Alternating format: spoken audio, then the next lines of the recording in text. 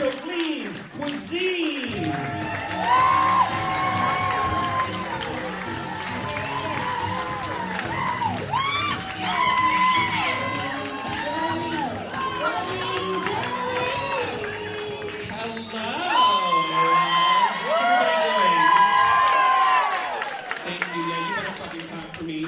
Takes a lot of time to look like this, and the straight boys don't even bother ironing their band tees.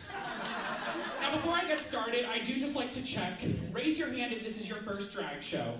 And yes, this is now a drag show because I'm a drag queen and it's my show. So raise your hand. I want to see. Anyone first drag show? Okay. So congratulations. You can formally turn in your homophobia card.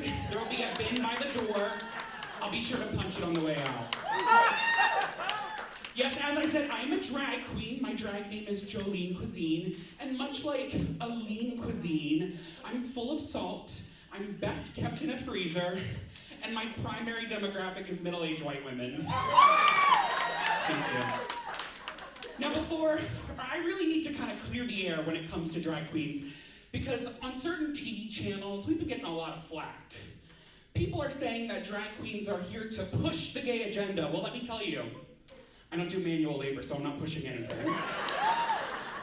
They say that we are coming for your kids, but I'm on Zoloft, so I'm not coming. Ever.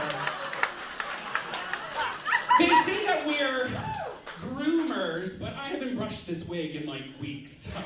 Definitely not grooming. But for real, I want to say it now, say it for the record. Drag queens do not want to fuck your kids. We want to fuck your husbands. And honestly, if it's dark enough, your grandpas too.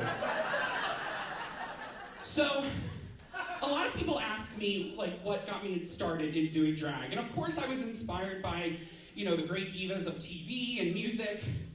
But I also pull a lot of inspiration from the women who raised me, And it wasn't until I was throwing up in the gay bar bathroom at 4 a.m. with makeup smeared all over my face and the toilet seat that I realized I'd become my mother. And now, I've been doing drag for about 3 years, but I've been performing, thank you. And I've been performing since I was like 10 years old. And doing show business that long, you get very familiar with rejection. I will say, my first experience with rejection was when I was in Catholic school and realized none of the priests wanted to fuck me.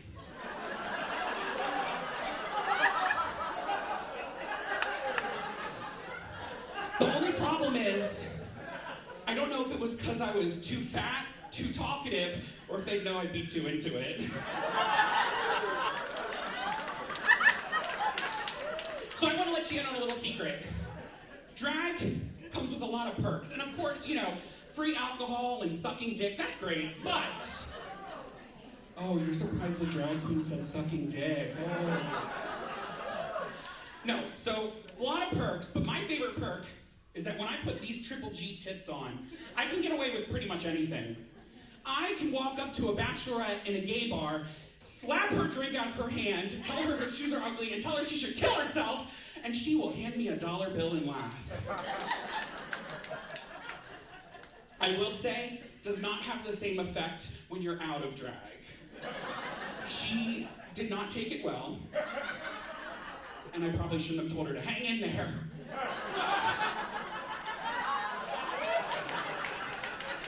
But I will also say there are some aspects, like any job of drag, that become a little mundane, For example, drag bingo. Fuck, you can, whoever said yeah, exactly. You can only make a joke about, 69 so many times before you want to braid your own wig into a noose. But there's occasionally a memorable drag bingo. Like, for example, I was calling bingo, and we had a tie.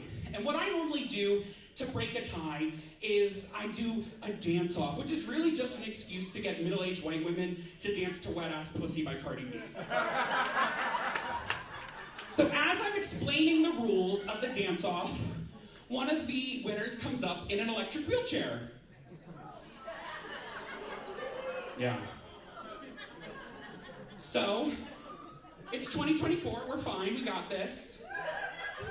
I'm like, okay, I just have to be mindful of what song I choose, so I go over to my computer. Let's see, picking a song. Rolling in the Deep. No. Electric Slide. No. Walk Like an Egyptian. Also no. So, I'm like, I'm just gonna pick a nice, easy Ed Sheeran song. It'll be fine. The words start, when your legs don't work like they used to before. I ran so fucking fast, you thought someone on the other side of the bar was trying to tip me a pepperoni pizza and a $100 bill. But I, gave everyone a drink, just said everyone was the winner, and I called it a night. I thought I handled it pretty well, but it wasn't until after the show when the young lady in a wheelchair came up to me and said, I want my homophobia card back. Thank you so much.